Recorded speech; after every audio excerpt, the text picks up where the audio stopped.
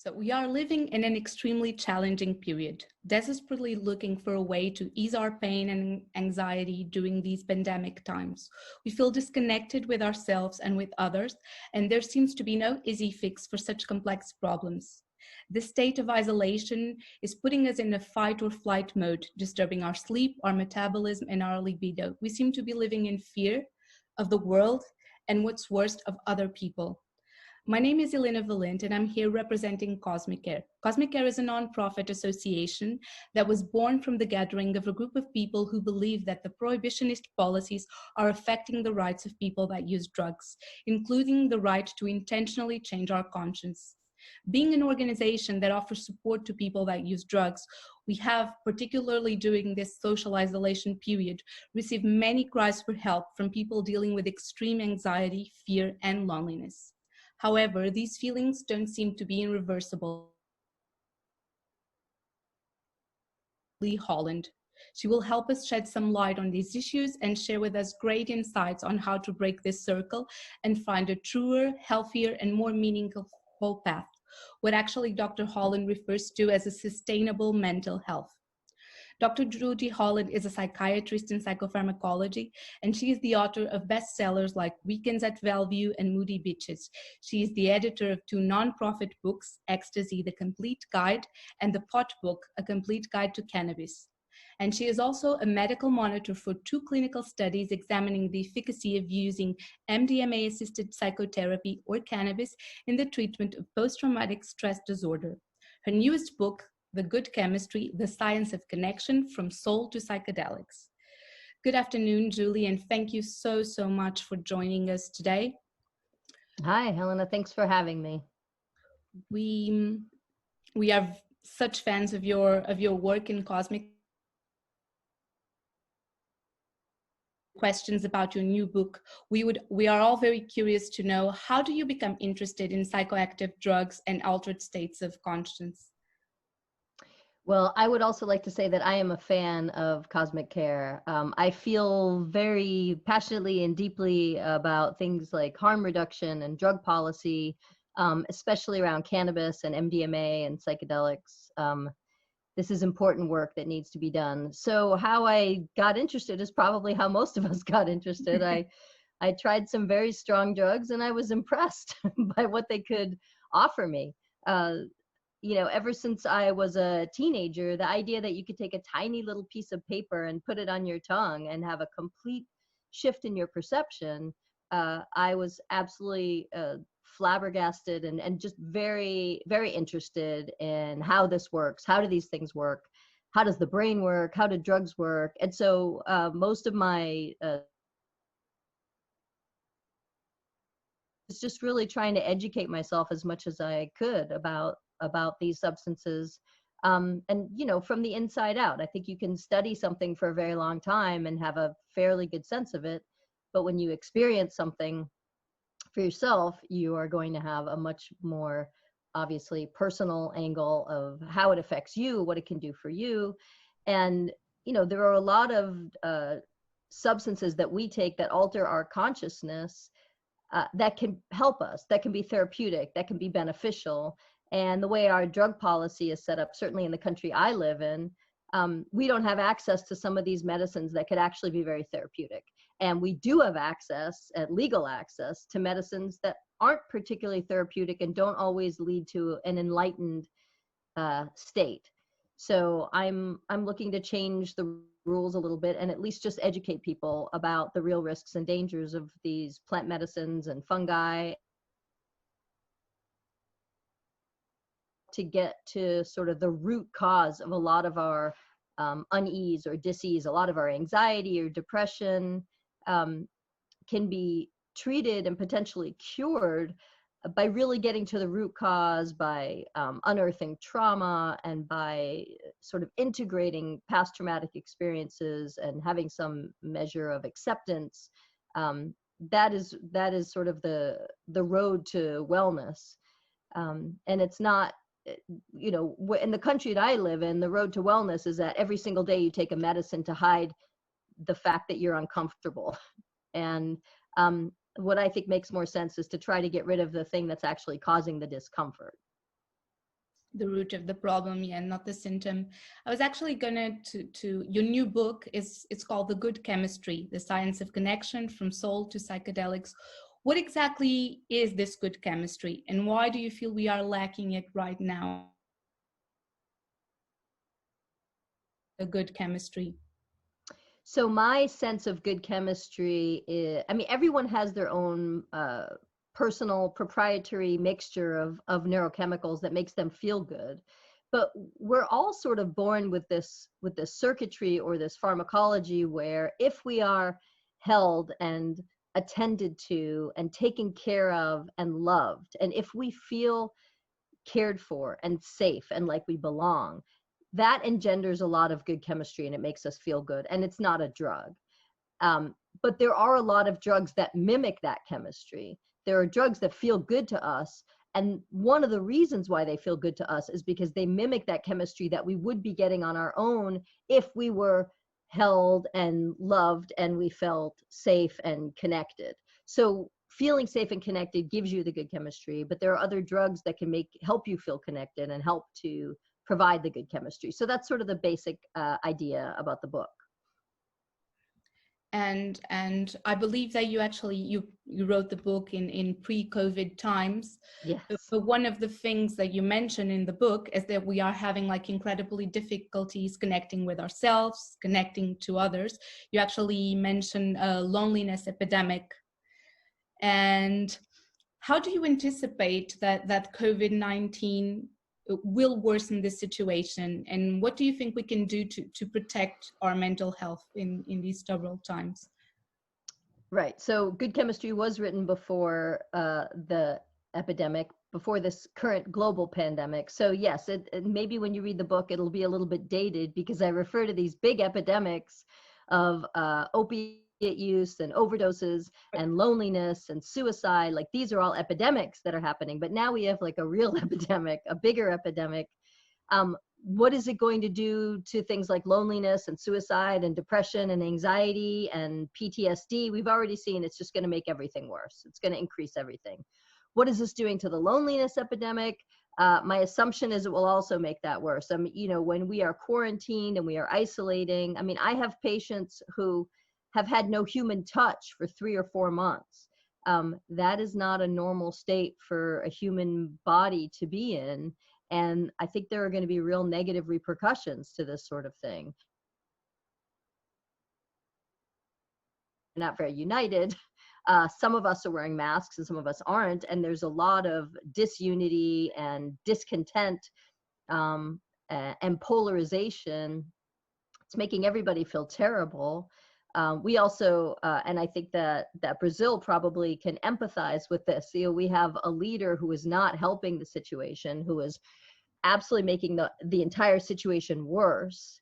And that also, if you're paying attention, it's very upsetting and aggravating. It can make you anxious. It can make you angry. It can make you sad. We're having all the feelings here through the pandemic. And you know, all the advice in Good Chemistry was things like get off your computer, put your phone down, go outside, hug people, smell people, have eye contact, have skin to skin contact. It's important to cuddle. It's important to make love. And all that advice is still true and it still holds. It's or you have to put yourself in plastic from head to toe if you want to hug someone. It's going to be harder. It's going to be harder to follow this advice for how to stay happy and how to stay healthy. But I still think it's important that we all make efforts however we can. I mean, some of us are, you know, FaceTiming our friends, or we're having little Zoom gatherings of our friends.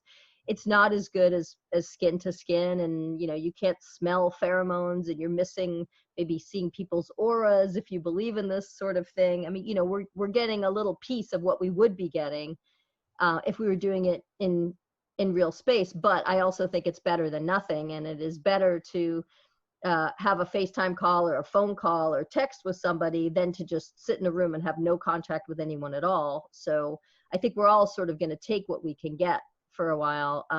But you see that we're soothing ourselves however we can, right? People are they're baking bread and comfort foods. People are gaining weight. People are drinking quarantinis. They're drinking more. Some of us maybe are ingesting more cannabis than we typically would be. Everyone is sort of soothing themselves and soothing their unease however they can. But the real thing that soothes us is, being held and feeling secure and safe. And a lot of us just aren't getting that right now. And what part do you believe psychedelics help us reconnect with each other and with the world around us? You, for example, in the book, you speak about the importance of neuroplasticity and how psychedelics can trigger this also. And I think this idea, it's very interesting. We've been hearing also a lot about the default mode network, and I like the way you explain it. I think it's very simple. I know a lot of the people that listen to us have read probably some papers about it, but sometimes it seems to be a little complicated to grasp this. And I think you put it in a very clear way, very simple for everyone to understand it. So if you could elaborate a bit on psychedelics and this. Yeah, I think like the final pronouncement of how easy to sort of think about it is if you think about the default mode network as sort of a self-centeredness and an egocentric, narcissistic circuitry. How am I doing? How did I do yesterday? What am I going to do tomorrow to make sure my status is okay? Am I in a good place? It's just all me. And the truth is, the thing that gives us the good chemistry and makes us feel good and makes us feel like life is worthwhile is actually when we give to other people, when we attend to other people, when we are altruistic and when we give of ourselves. That helps us feel more connected and helps to engender the good chemistry. So you were asking about how psychedelics sort of can help us connect. And I would say they can help us connect with ourselves. First and foremost, I definitely think that things like cannabis or MDMA or psychedelics, they help you get to know yourself better, accept yourself more, do some house cleaning, figure out where you got hurt and how that has affected you, and maybe come to some sort of sense of peace with your history of trauma.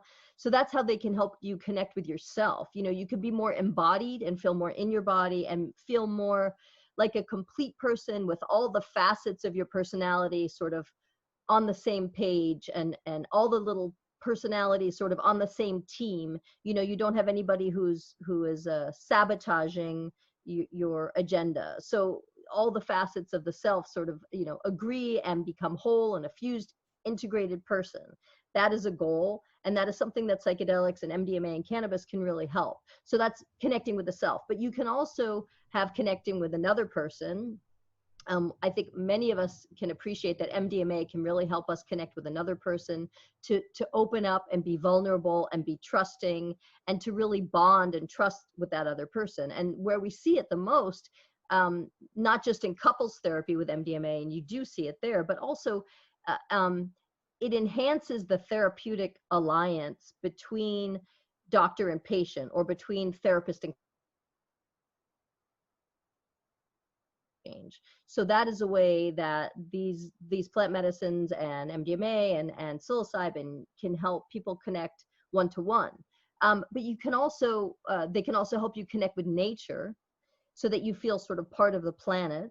And there are actually studies showing that psilocybin increases how environmentally conscious we are, how environmentally active we are, whether we're good to the planet or whether we are committing what's called ecocide when you're killing the planet. So we know that psychedelics, especially psilocybin, can help us be more nature connected and focused on the environment. And then in the last chapter, I talk about not just people connecting with nature, but actually just like that everything is connected, that you can connect with the cosmos and the universe. I think some of our listeners now have had these experiences, right? At the peak of a psychedelic experience where you feel like everything is connected and there's this certain sort of energy that flows through everything, and it's also flowing through you, and you are also connected to everything. And maybe you think that the energy that's uniting everything is love or just electricity or atoms, but you have a real sort of knowing sense that we are all interdependent. and that you're a child of the universe and you have a right to be part of the universe. And that can be really healing. It can be a transformative experience, a really powerful transformative experience. You are actually working in two studies, one using MDMA and another one with cannabis. Can you talk a little bit about that and how you actually see this transformation happening on people that are dealing with a lot of trauma, and about the potential of these substances? You're a very experienced psychiatrist. You've been working for a long time. For those that are listening and haven't had the chance to read the Weekends at Bellevue, I really recommend it. And it's good to have a broad perspective of your beginning as a psychiatrist and also your own struggle. I think it's very, very interesting. And so you had previous experience. You are a psychopharmacologist, and you say that you prescribe SSRIs and other medication. But you also always point out that people tend to be over-medicated. And then on one side, you now are more devoted to psychedelic assisted therapy. And what's the potential for the people that are unaware? What's being done in the field of psychedelic assisted therapy, and why do we have this psychedelic renaissance? What, for such an experienced person as you, are the advantages of using psychedelics in therapy? What can be achieved that we weren't getting there with more conventional currents and more conventional therapy? Okay, that's a big question. It's a big question. Let's see if I can parse some of it. So first of all, you asked about my being a medical monitor. So I will say that the cannabis PTSD study is over. So we ran Sue Sisley completed. The data there was not particularly strong, mostly because we were using really substandard study drug that was supposed to be cannabis from this cannabis farm in Mississippi. So we did not have very robust findings. And then I was also the medical monitor for a lot of MDMA assisted psychotherapy studies. What's happening now with MAPS is that there was such robust, good findings with phase 2 trials that now what they're doing is phase 3 multi-center trials.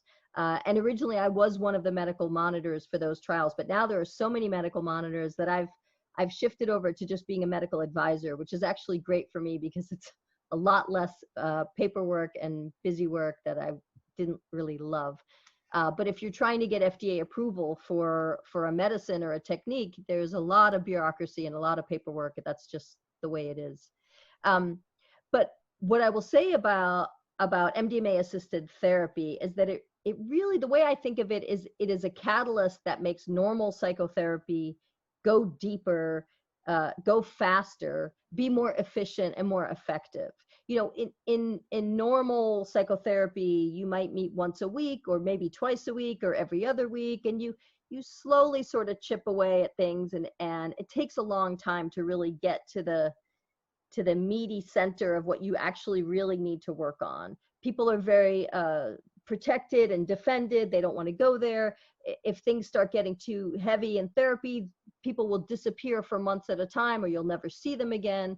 So this is something where you really, in one therapy session, you are really digging down and getting to the very tender things that need to be pulled up, examined, discussed. The person who has taken the MDMA typically is much more open and trusting and vulnerable and brave and really willing to look at these very painful things that happen and look at trauma and process how the trauma happened. But in the retelling of the trauma and in the sort of reworking and the reconsolidation of the memory, you are now adding this sense. So it really helps integrate the trauma. You know, a lot of us, when we get traumatized, we sort of shunt that part.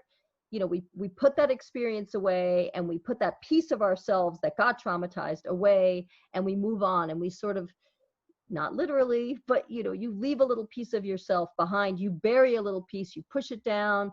That didn't happen, or well, at least it didn't happen to me, or you know, maybe I don't really remember it happened to me, or I don't want to remember it happened to me, and the story changes, but the bottom line is you don't own it, you don't accept it, you don't integrate it. You spend a lot of psychic energy repressing the memory and making sure that you don't have to think about it, so that if you can actually bring it up and really make peace with it, you don't have to repress it anymore, and you're freeing up a lot of psychic energy. And what we're seeing in these PTSD studies is that people, once they make it through the 2 or 3 sessions of MDMA assisted psychotherapy, they don't have the symptoms of post-traumatic stress disorder anymore. A very high percentage of people don't meet criteria for the study anymore. Like if they came to the study now, the study would say, you know, you don't have enough symptoms, we can't enroll you.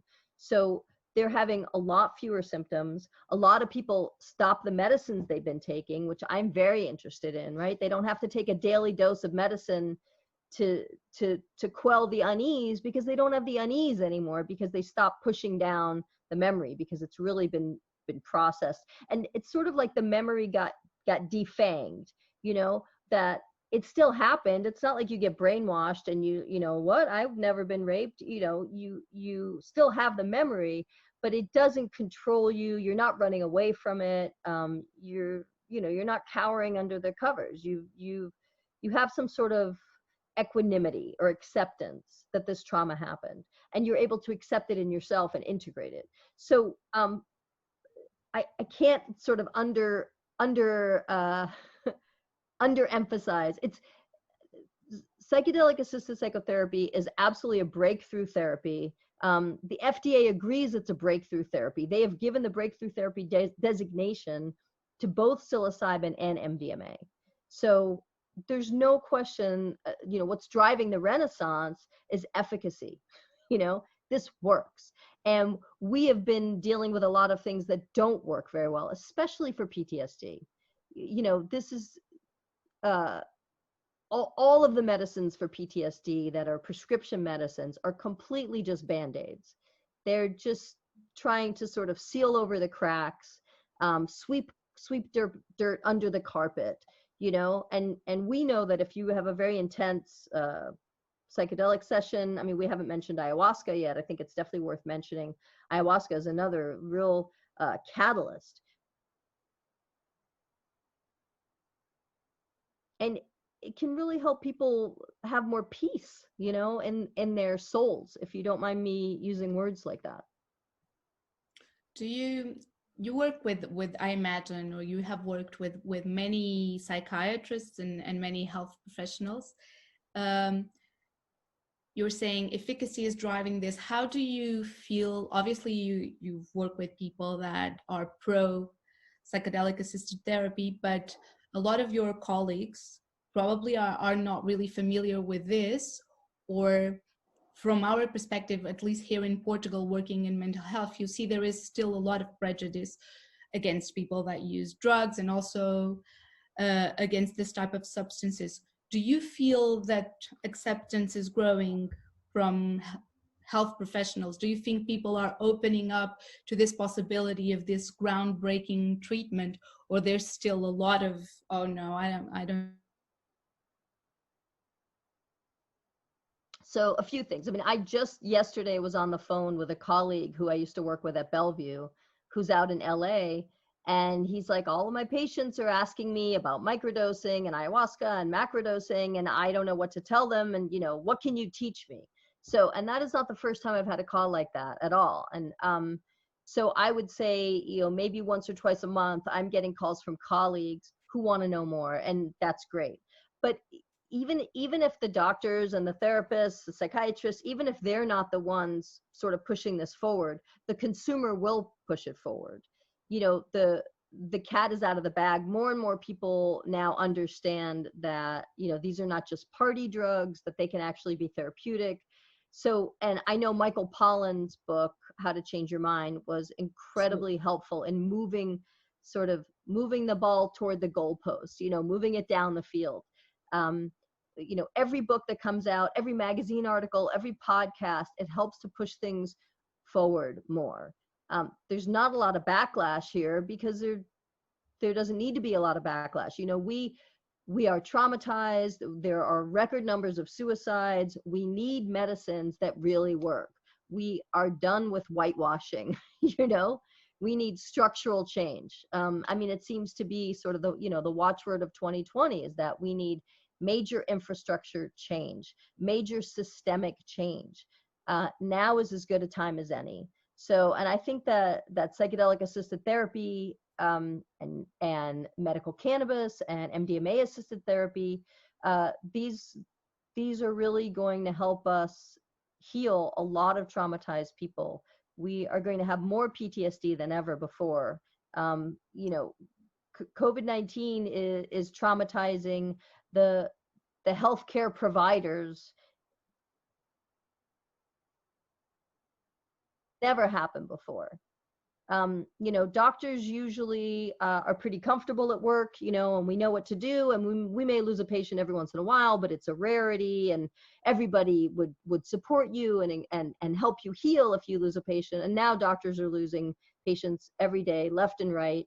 They can't save everybody. They don't know how to save everybody, and that's really traumatizing for people who like to know. You know, I like to do well on my tests, and I study, and I you know, I get all the questions right because I know, and, you know, no, this is right and this is wrong. And, you know, I'll argue with the teacher if they mark something wrong that I know was right. And you can't do any of that now. Nobody really knows exactly how to save people or how to prevent deaths from happening, or we know, but we can't affect that because of this, you know, interface between public health policy and government. So we are living in very traumatizing times. And I think that even these times themselves will help to move the discussion forward, because, you know, there is a saying, desperate times call for desperate measures. That's where we are at now. You know, we need all hands on deck, anything that can be done to help loneliness and addiction and PTSD. That's what we need right now. Well, thank you. That makes a lot of sense, I think. And also taking advantage of the fact that you are here with us and you have a special interest in harm reduction, you've said it. So, and we're talking about COVID. So I would focus a little bit our conversation around drug use and COVID-19. Actually, here in Portugal, from the studies that we had so far, and at least in Europe, the official numbers are telling us that people are actually, in general, using less drugs while they are in social isolation. But we know that obviously some people, particularly the ones Cosmic Air works with, are doing more drugs, and a lot of them are doing drugs alone. So we've received quite a few reports from people and questions from people saying that they feel that now would be the time for them to start using psychedelics because they heard a lot about it, they think it would help them, and they're having a trouble dealing with being home alone, and they want to use it for the first time. So I was thinking, what advice could you actually give to people that are thinking about experimenting alone in their house? And is there any specific psychedelic that you would that you believe could be more interesting for these situations of self-exploration, but outside a therapeutical setting? So, first of all, we should keep in mind that psychedelics in general will sort of enhance or exacerbate or underline whatever you're already feeling and whatever's already going on in your apartment. So if you are cowering in a corner and afraid of the virus and afraid to go out and you take a psychedelic, I don't think that you'll, you know, all of a sudden be dancing around and everything's fine and there's flowers and unicorns and there's no virus. You know, it's possible that you will just get deeper into that state of fear or helplessness. You know, there's no sort of panacea that if you take psilocybin or LSD, you're going to feel great. You may really feel terrible. For people who have no experience at all with psychedelics, I would encourage them to start with very low doses of cannabis, which is sort of a mild psychedelic. My husband, Jeremy, calls it the people's psychedelic because it's very available. And pretty easy to grow. So, you know, I definitely consider cannabis to be a psychedelic, and I explain a little bit more in Good Chemistry why I think that. But I would say that for someone who's never had psychedelics, please don't start with DMT or LSD, which are sort of, you know, for the adults or the for people who've had a little bit more experience. You want to start with things that are more gentle. I think that cannabis is certainly the most gentle psychedelic. I also think that MDMA, if you know that you really have pure MDMA, and that's a big if, and you know that it is somewhere between 75 and 125 milligrams, because the studies in people who are very traumatized show that 75, I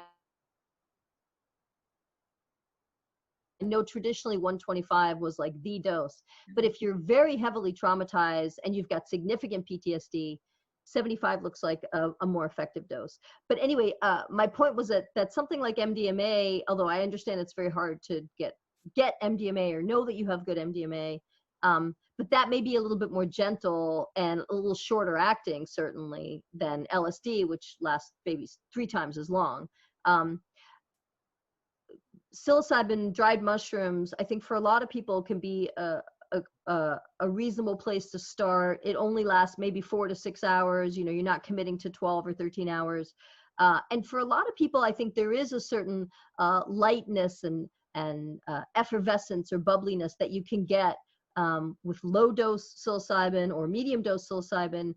Maybe not as dark or heavy, maybe fewer bad trips. I mean, whenever I interview a new patient, I always ask about their drug experiences because it's fun. And I like to know, you know, sort of if they've changed their chemistry around and what was their response. And, you know, I've certainly heard quite a few stories about challenging experiences with LSD. I think that there are fewer sort of bad trips or challenging experiences with psilocybin than there are with LSD. So that would be a reason, if you're absolutely committed that you want to take a psychedelic, that you want to trip, I think that psilocybin is a better place to start than LSD. Ayahuasca traditionally is something that is done in groups, not sort of done at home alone. If you have any reservations about GI disturbances, about vomiting or diarrhea, I think that you may want to hold off on doing ayahuasca at home alone.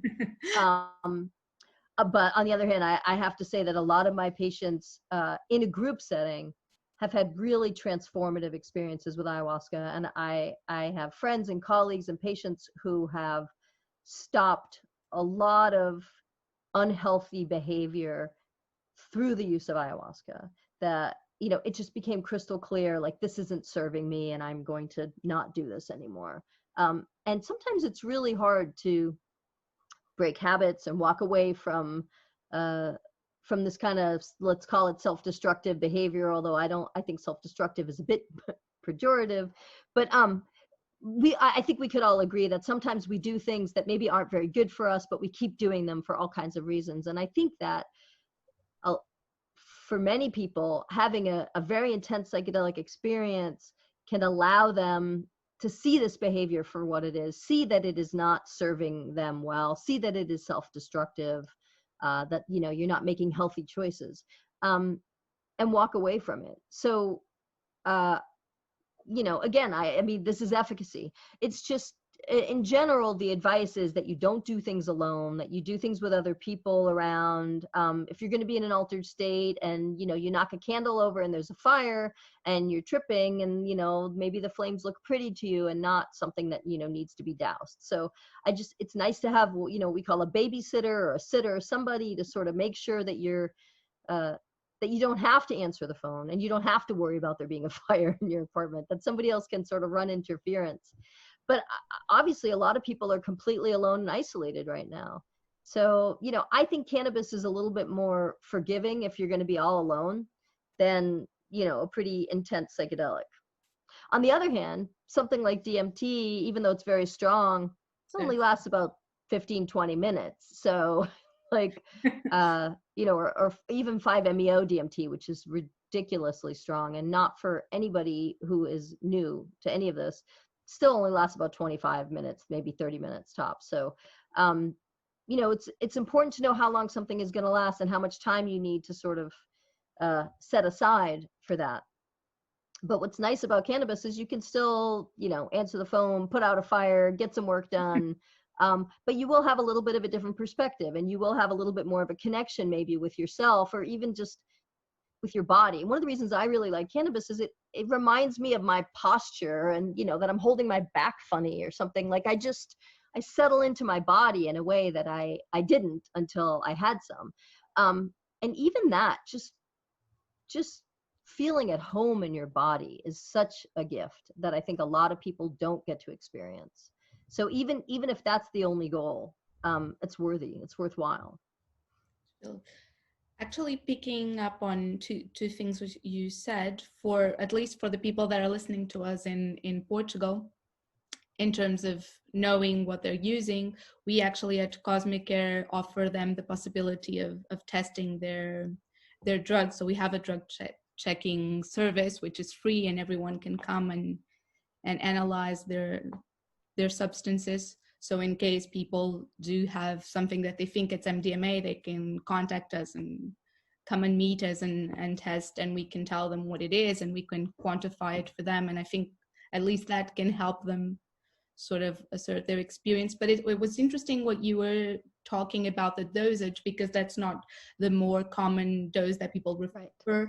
A lot of the times people say about 100 or 120, and then eventually redose a little bit later. And in terms of frequency, do you have anything you would add on that, on the experience of MDMA? Because we see, at least in recreational settings, obviously at home people are probably not using the same way because it has also this stimulant component, but there's a lot of doubt sometimes about how often the experience with MDMA, so we can keep the magic of MDMA.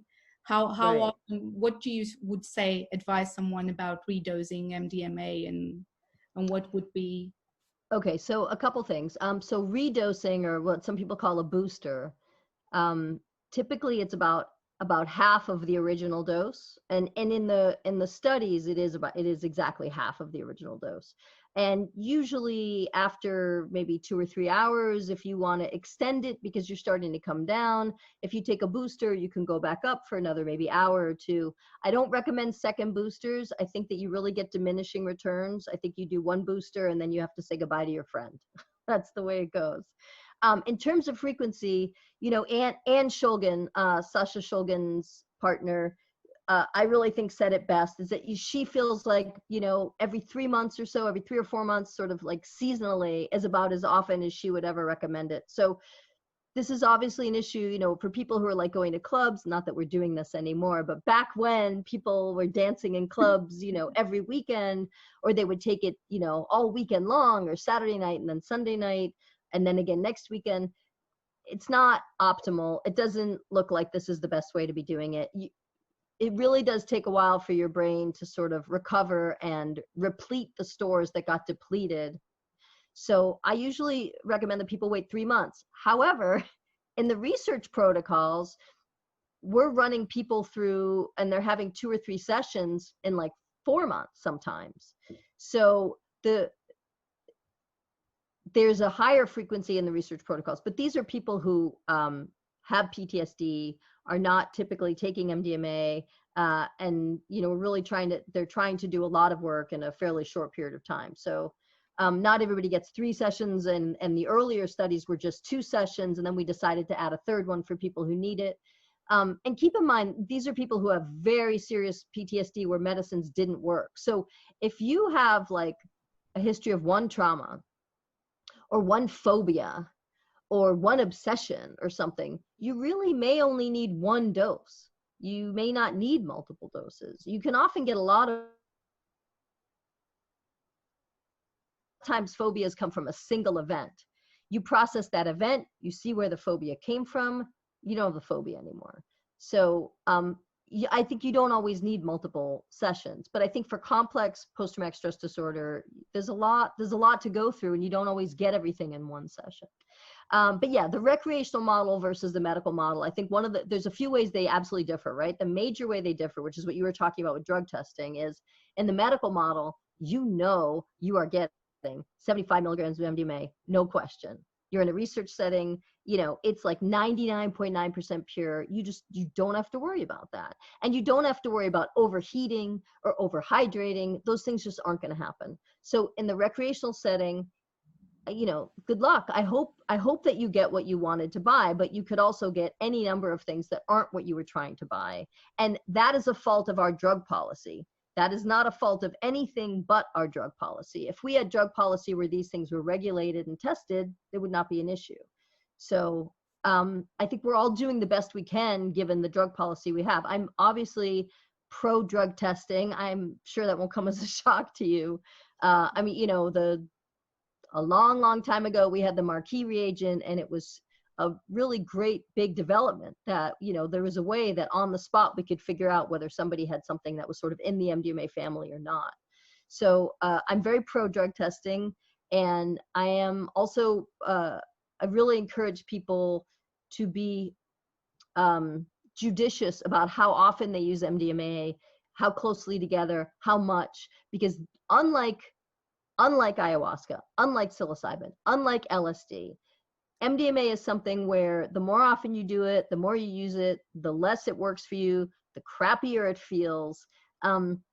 There's some people who feel like you really only have about a dozen good experiences, and after that, it's never going to feel as good. And you should be careful how if you're going to do it 12 times, do it 12 times over multiple years and really space it out. Like, there's something called cumulative tolerance. And MDMA has cumulative tolerance, and most other drugs don't. So you can become tolerant very quickly to psilocybin. If you try to take it in subsequent days, you will feel it less and less. But with MDMA, it's like it's stretched out, that tolerance, that it can happen over years. So you need to be sort of parsimonious, just very careful about when you use it, how much you use it, and making sure that you really do have MDMA and not all these other sort of imposters. There's a lot of counterfeit tablets and counterfeit powder. The stupid thing that happened in the United States was that when the tablets started becoming contaminated and counterfeit and the tablets weren't good, then everybody started saying, oh, well, that's ecstasy, but this is Molly, and Molly is pure, so take Molly. And what's Molly? It's a white powder. A white powder can be anything, So that was a pretty disappointing step here, where everybody started going after the white powder, because it's very easy to have counterfeit white powder.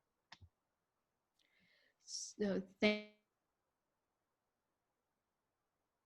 obviously, and I think it's very important for the people that are listening to us to hear you say that. I think there's sometimes a lot of myths around cannabis use, and it's interesting, MDMA use. And I was thinking also, because you mentioned cannabis, another thing that most of the people that work with us have reported is an increase in the use of their cannabis for the reasons you've already mentioned. People are at home, and so they tend to use more. It helps them deal and cope with their anxiety.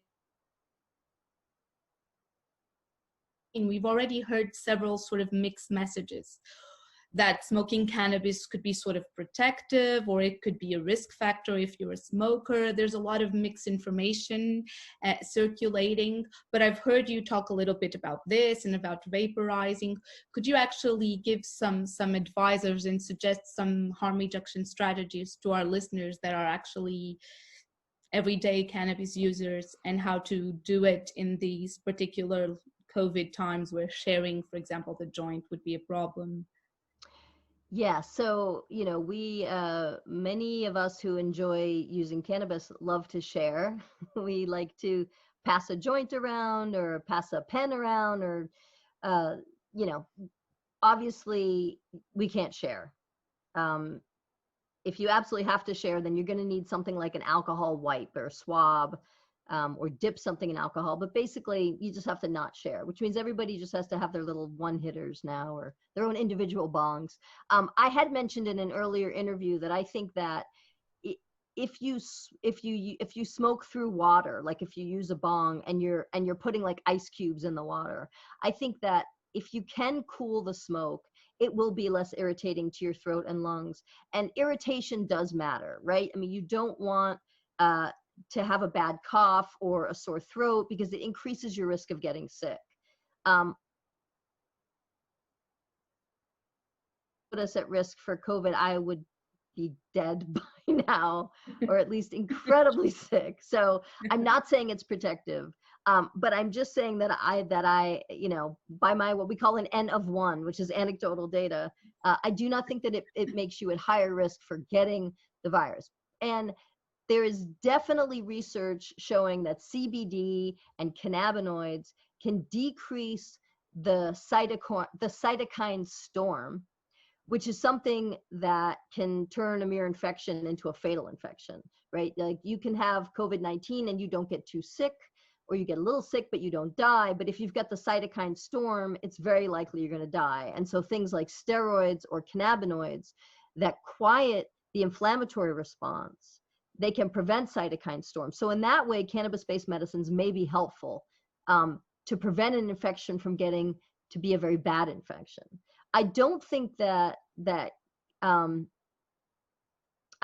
it's possible that cannabis, I don't know. I don't have enough data to really say for sure, even though I'm joking about it, how daily cannabis use, you know, how it affects how vulnerable you are to infection or not. I just don't know. I mean, the thing about cannabis is that it is an immune modulator, and it enhances some, all one thing. But okay, so we know that we shouldn't share smoking implements, obviously, and we know that if you can cool the smoke that you're inhaling, it will be less irritating, which is good. I also think that real vaporizers are harm reduction. Pen vaporizers aren't real vaporizers. So I know we call them pen vapes, but they're really not vapes. They're more like nebulizers of vaporizers, but they're not even that. I mean, the pens are not harm reduction is the bottom line. And I wish they were. We all love them because they're incredibly portable and they don't smell very much. And, you know, if you're just like running down to the basement and your kids are upstairs, it's great to have a pen. You know, it's quick, it's easy, it doesn't smell. But my intuition is that the pens are really not great for, you know, I definitely notice that I have more phlegm, that I'm coughing more and clearing my throat more when I use a bong.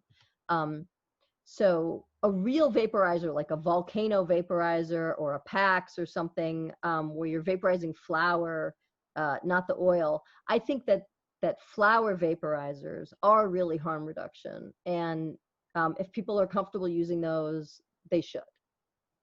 Also, obviously, if you're just ingesting cannabis, you know, orally, if you're like having a gummy or a brownie or whatever you're doing, you don't really have to worry about your lungs and irritating your lungs. But you have other things to worry about in that situation. You know, when you take cannabis orally, your liver makes another drug called 11-hydroxy-THC, and 11-hydroxy-THC takes longer to come on, it lasts longer, and it's much more disorienting and more psychedelic. So if you're going to eat cannabis, be prepared for something that takes longer to get going, takes longer before it goes away, and you're going to be more disoriented, and sort of, you know, less on your game. I mean, because we're doing things that are unnatural for us, like you have to remember to put a mask on before you go into a store, or you have to remember to wash your hands or not touch your face. The truth is that it's better to be, you know, completely sober and really paying attention if you're out running errands or things like that, and you have to worry about, you know, hand sanitizer and not touching things or not touching your face, which, you know, we do all the time, but now we worry about it. So if basically, so you have to just be smart about, you know, when are you going to be off duty? When is it okay to be incapacitated if you are going to incapacitate yourself, and to just sort of make sure everything is set up in advance so you don't have to worry about those things. It's a bit what we say people that they have to manage the pleasures, but also sort of the safety. And now with the COVID, it's more on our minds. Another question, because we've asked people what would they like you to talk about some of the people that work with us because they were very curious about it. And one of the questions that we keep receiving as an organization, and that I've heard you mentioning, and I think you could talk a little bit about that, it's about microdosing. You've also briefly mentioned it in the book, and obviously people are very curious about it, and we receive a lot of questions on it. So what would you say to people that are curious and would like to try it? A lot of people ask us, how should they do?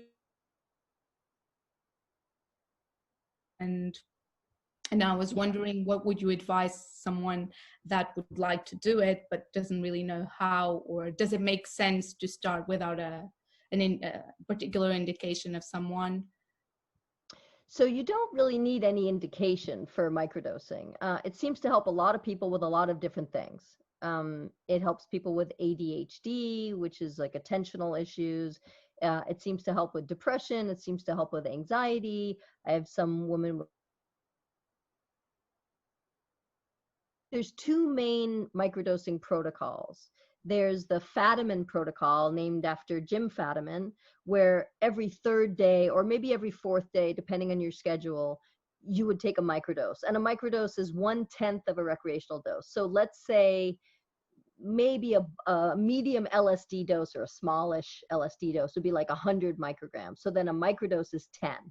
And for dried mushrooms, 3 grams of dried mushrooms is usually pretty okay for mystical. If you really want a guarantee of, that everything is connected, you may be doing 4 or 5 grams of dried mushrooms, probably not much more than that. So then a tenth of that would be like maybe 300 milligrams. But the truth is, dried mushroom microdosing is probably better off around 100 or 200 or 300 milligrams. People have to figure out what's right for them. The point of microdosing is that you don't feel like you're tripping.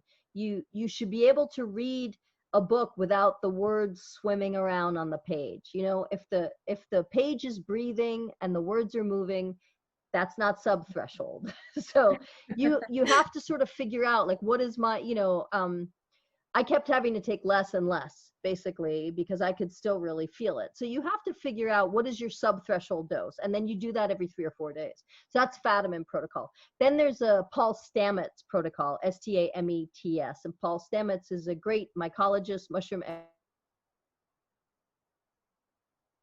Take it 5 days in a row and then take 2 days off. So it's a completely different schedule, 5 and 2 instead of every 3 or 4. So those are the two to sort of choose from. And also with Paul Stamets, he is adding niacin, which is a B vitamin, and sometimes lion's mane, which is a mushroom that is good for cognitive support and memory enhancement. So if you Google Fatimid or Stamets protocol, you will have a lot of information about which two protocols and what you want to do and what makes sense to you. But I would say more people do Fatimid. More people are microdosing every 3rd or 4th day. And anybody can do it. And it really is just sort of an issue of how is it for you and how does it feel for you and do you think it's helping? And usually people do it for a month or 2 months and just sort of look back and decide whether, how have they been the last couple of months. There are a few patient populations that need to be careful with psychedelics. So people who have a history of mania, so people who have bipolar disorder and have had manic episodes, it is possible that psychedelics, even microdosing, although I would say that's less possible, but it's still possible that psychedelics are going to trigger a manic episode or a hypomanic episode where you're not sleeping and then you've got a lot of ideas and you're creative and you sort of spin off and it's destabilizing, right? So people have a history of psychosis either from bipolar disorder or they have schizophrenia, or they've got a 1st-degree relative with schizophrenia, like maybe a brother or a mother who's schizophrenia. Like those people really need to be very, very careful because there's just a higher risk of it being destabilizing. If you have schizophrenia, if you have a chronic psychotic illness, you're really better off with something like CBD, which is pretty safe and safe in high doses and has been shown in high doses to help bipolar and schizophrenia. And it would be much riskier to take things like psilocybin or LSD if you've got these chronic psychotic illnesses. Working on their PhD and their paper and their thesis is about that they think that ayahuasca can help people with bipolar disorder. That hasn't been my experience. I've definitely had patients come to me who had bipolar disorder, who had ayahuasca experiences, who were really flipped over into mania and very destabilized by it. But I am open and willing to hear, what information this person has gathered once they're presenting their case. Also, we know that actually most studies have shown that psychedelics, with the exceptions that you've actually mentioned, tend to be extremely safe also in terms of neurotoxicity and everything. But do you envision any additional risk that might surface from this everyday use? Because usually studies with psychedelics were done with more spaced use, not using every day. Do you see that using every day might bring some type of additional risk? Well, if you take a psychedelic every day, it's going to stop working. And there really is a pretty quick tolerance that develops with psilocybin. And I also think with LSD, and this is why the microdosing is every third or fourth day. But these really are like physiologically non-toxic substances. I mean, MDMA is sort of, first of all, nobody should be microdosing with MDMA. I'm going to say no, flat out for that. And I'm not. At higher doses, there's a lot of problems with MDMA, and at higher frequencies, you're going to get into problems with MDMA. So if we sort of don't talk about MDMA and we just talk about the psychedelics and things like LSD and psilocybin and DMT, like these things are not toxic to your body. They're not toxic to your brain. But that is not the same thing as saying that there is no toxicity, because there's something called behavioral toxicity, which is if I'm and green look really beautiful to me and I'm gazing at the beautiful stoplights and I walk out into the middle of the street and I get hit by a bus, then that medicine was toxic for me. So that's behavioral toxicity, right? That you do something that's dangerous because of the altered state you're in. But in terms of like direct toxicology, psychedelics are really non-toxic. They are not particularly damaging to the liver, to the kidneys, to the brain. So microdosing isn't necessarily. I don't know yet what the answer is, and I'm hoping to have some of this information soon. Is what about combining prescription medicines and psychedelics? What about combining prescription antidepressants and microdosing? This comes up a lot, that people are on antidepressants, they want to get off, and they think that if they microdose and feel better, they'll be able to decrease their medicines. That may be true. I really recommend that you work with somebody who has a clue about this, though, because we just don't know. It seems in general as if the SSRIs make it a little bit harder for you to feel psychedelics. They definitely should not be mixed with ayahuasca and with MDMA, no question. But in general, I would say it looks like most of the antidepressants just sort of mute the psychedelic experience. But then you have something like lithium, which has been shown to really increase or exacerbate a psychedelic experience. So you need to talk to the person who's prescribing these medicines for you and get their opinion about whether microdosing is going to be safe or not for you, or whether it's going to work. We really need, this is like a huge blind spot where we need data desperately, is what happens when you combine prescription medicine with microdoses or with macrodoses. There's just not the research. There's only anecdotal reports. But if we got enough anecdotal reports, it would be better than nothing. So I'm really hoping that's what some of this, the microdosing databases is going to give us. That makes a lot of sense. And we're getting towards the end of our interview. We don't want to steal you too much time. But since we're talking about microdosing and also abuse of psychedelics in general, we know that it has become quite trendy. And for example, for the business and tech communities of Silicon Valley, for example, they seem to be quite the fans of microdosing. How do you believe that this transformation of psychedelics in sort of commodities and being embraced by the capitalistic system, do you think this might jeopardize the transformational potential that these substances have? And how do you see this entering like the system, substances that sort of were used in the 60s to rock the society and now are totally being used by society also to promote creativity and everything, but to help, for example, people working more. How do you picture this? Well, I think that we're still sort of in the infancy or in the very early stages of figuring out how everything is going to go. And we are rightfully worried about the sort of capitalist tendencies, and the corporate sort of takeover of psychedelics that's happening. Into making these medicines FDA approved, which is arduous. It's a long journey and it's an expensive one. And I get that after they put all that money into it, they would like to be able to recoup some of their money, just like any drug development company would. There are for-profit companies, there are public benefit corporations where they're trying to put money back into the nonprofit arm of the corporation. And then there are just nonprofit corporations, and they're all in the process of developing psychedelics and MDMA. And there's a lot of players right now, right? There's Compass and Zona and Atai and MAPS and Hefter. It's hard to keep everything sort of straight, and who's doing what, and who are the good guys and who are the bad guys. I am somebody who likes to try to stay on good terms with as many people as I can.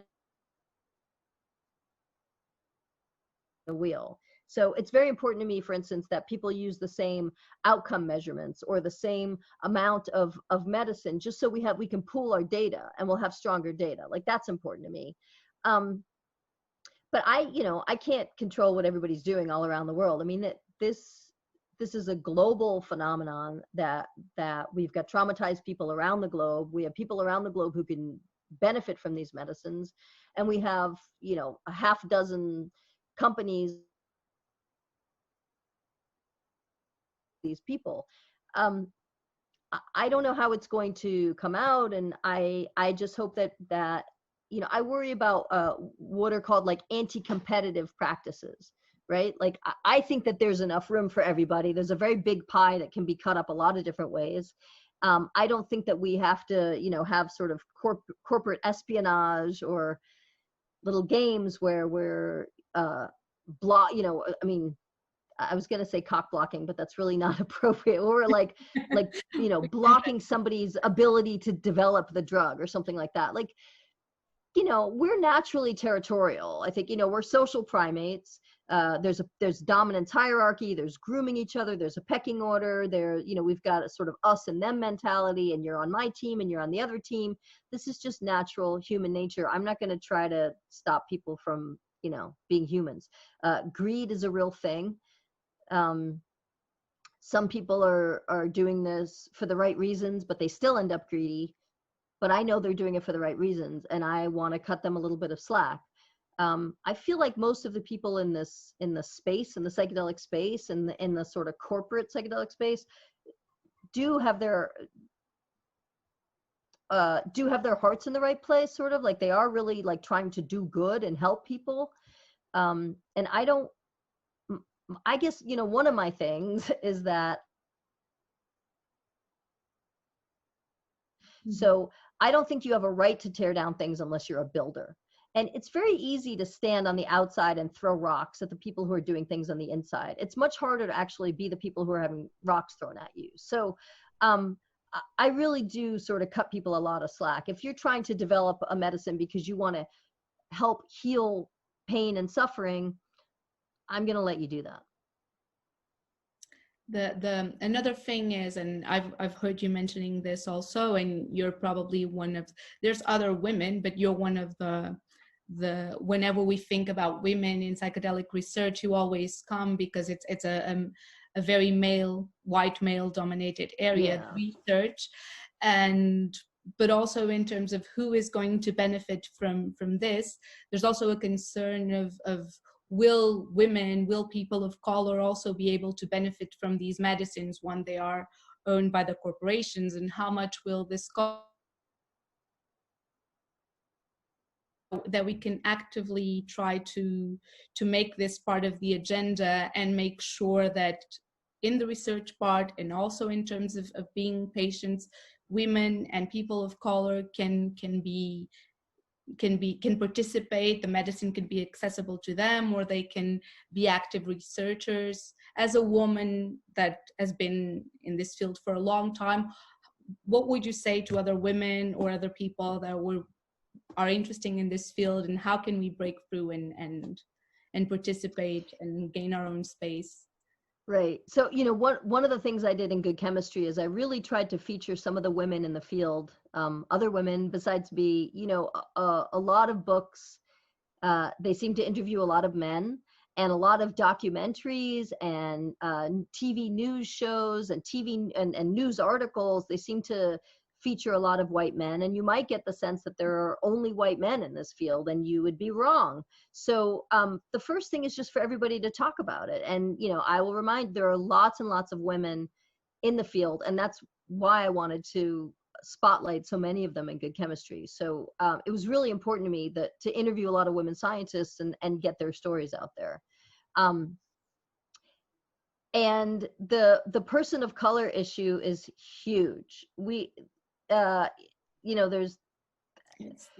a lot of white people in this psychedelic space right now, and we absolutely need people of color. We need people of color to be research subjects, because there is a sort of unequal distribution of white research subjects right now, which is not good. And also the therapists themselves, we need to recruit more therapists of color. So I know that MAPS is really trying to focus on this and trying to recruit people of color and having like very specific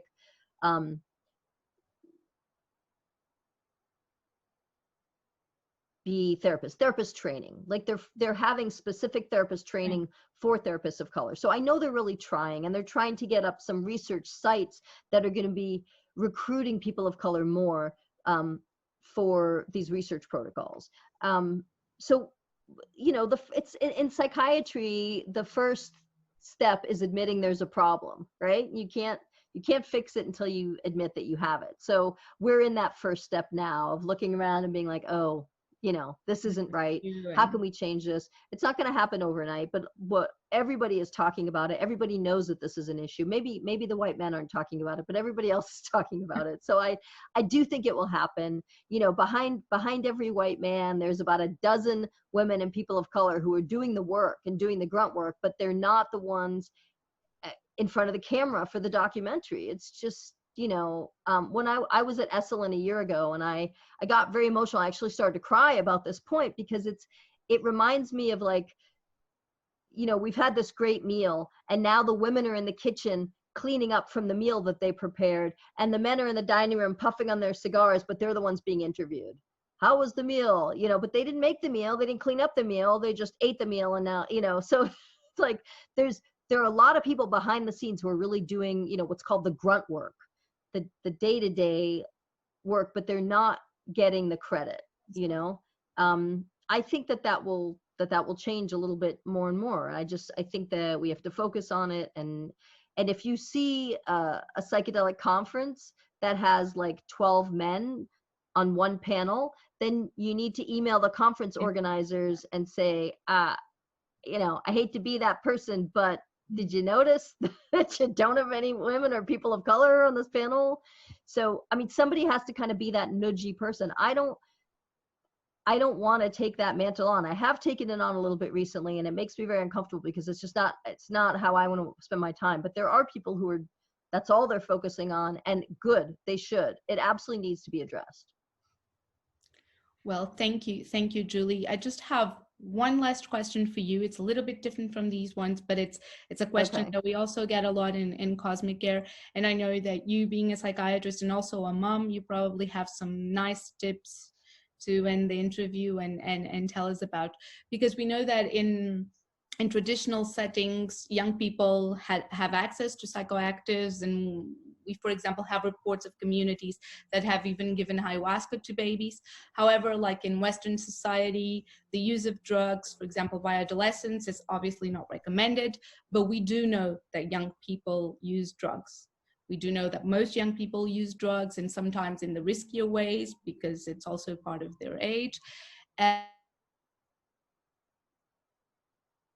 to organizations that want to debate this issue and want to help teenagers or younger people to manage their drug use, how would you advise them to approach this issue, which is sometimes so delicate and difficult for parents and for organizations, because it's difficult to admit that minors use drugs, and people tend to point the finger at you if you sort of message to younger people, and it might get you in trouble.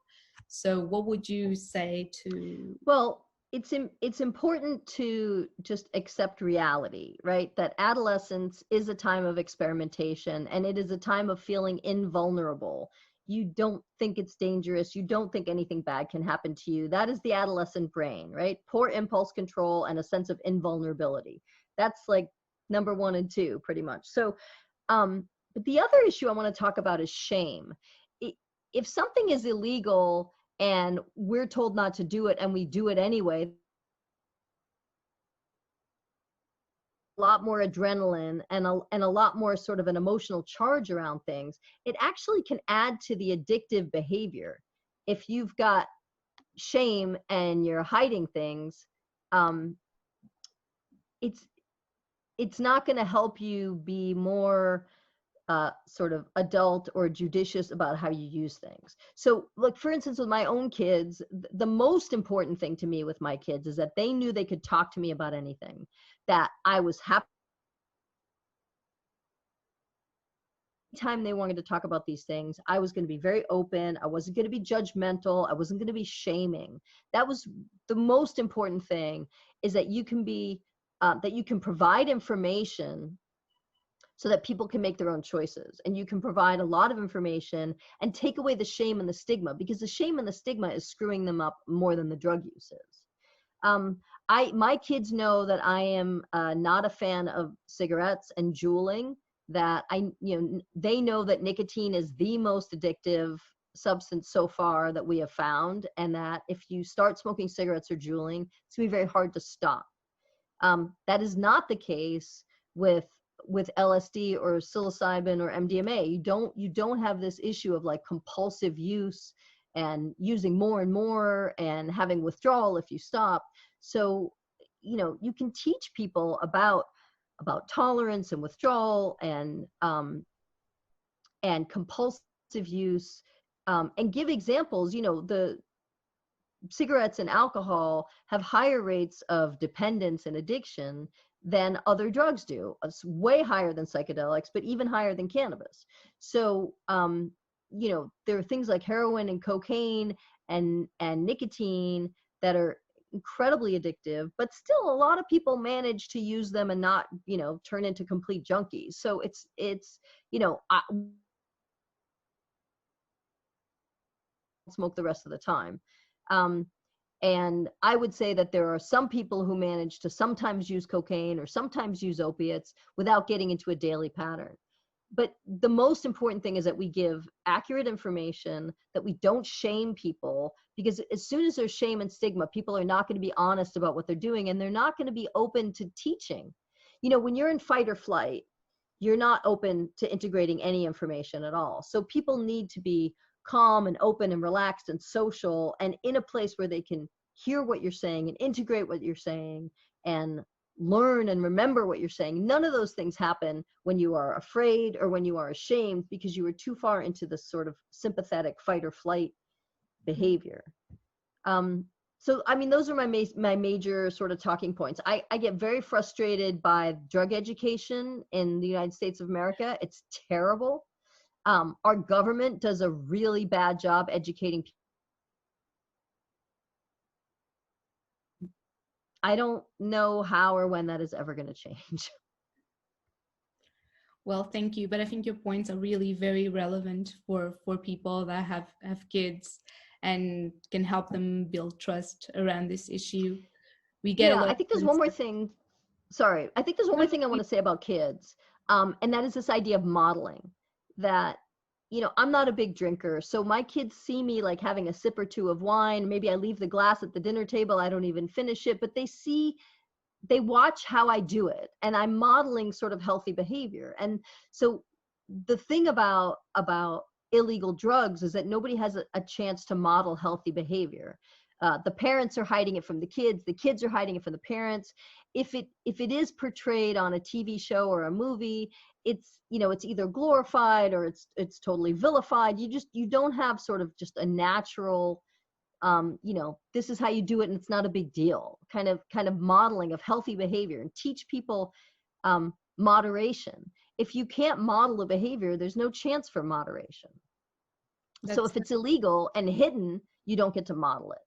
That is such a great point that you've made, because it's true. We have a hard time debating that with kids, and even telling them from since they're little, because of that, because you never know how they're going to react and what they're going to say to other people, and they could even jeopardize the fact that they might tell other people and someone might complain about you talking Right.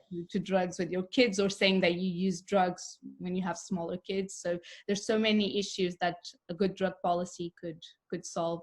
So thank you so much. I think you were so kind to answer all our questions, and you gave such spot on harm reduction strategies to people. I think a lot of the doubts that we receive so often from people, you responded them so clearly and so well. So thank you Good. so much. It was great. Absolutely my pleasure. And thank you, Cosmic Care, for having me.